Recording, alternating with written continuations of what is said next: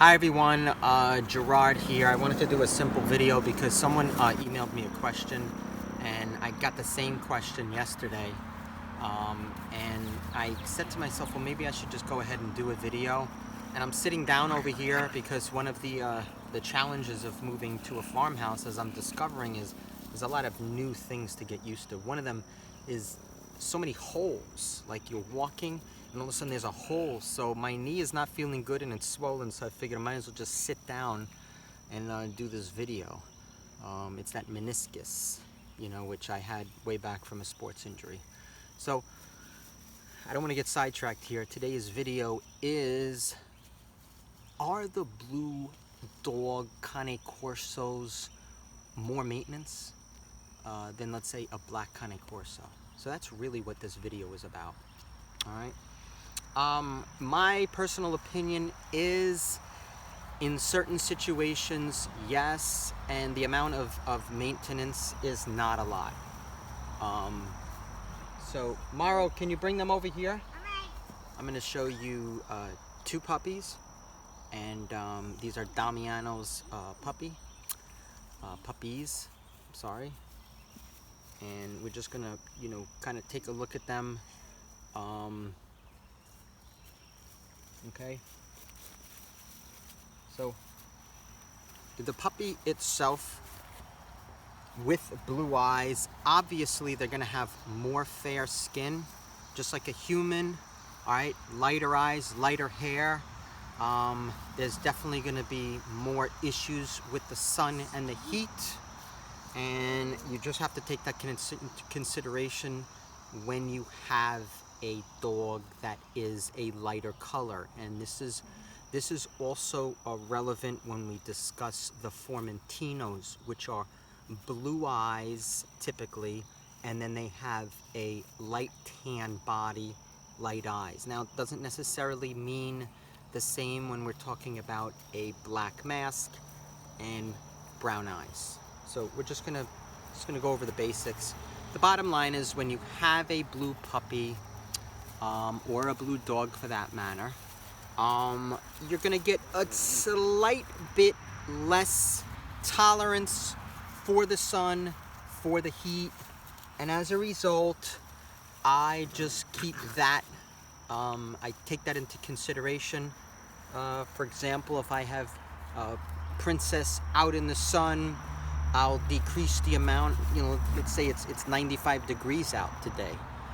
She was fine in the shade, but you just have to use common sense. My black dogs do reflect the sunlight better, but other than that, and I haven't seen any significant differences as far as the maintenance aspect of having a different colored canine. So I'm gonna say that's probably the only thing that I have noticed in owning Cane Corsos for 10 years.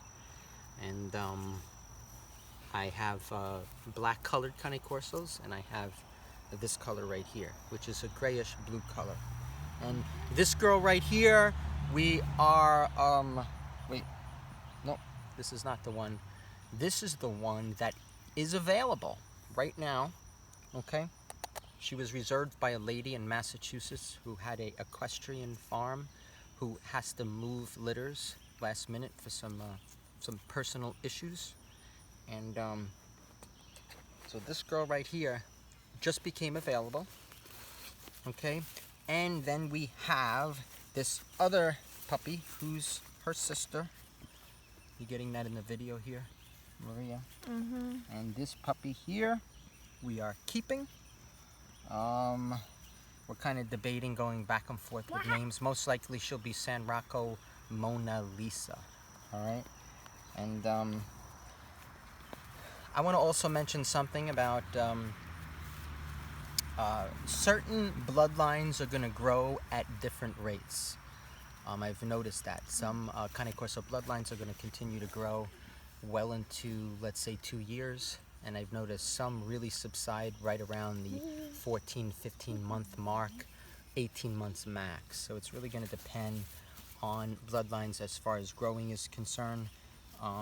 Many of the puppies that I have seen that are on the smaller side, 50% of them actually end up being pretty large on the larger side. So be very careful thinking that when you choose a puppy, if you choose the largest one in the litter, that it's going to be the largest one. Not true at all. Okay? In fact, I know a lot of breeders that keep the smallest puppy for that. So, in a nutshell, the maintenance on the Cane Corso, and let me just sit up here, stand up right here.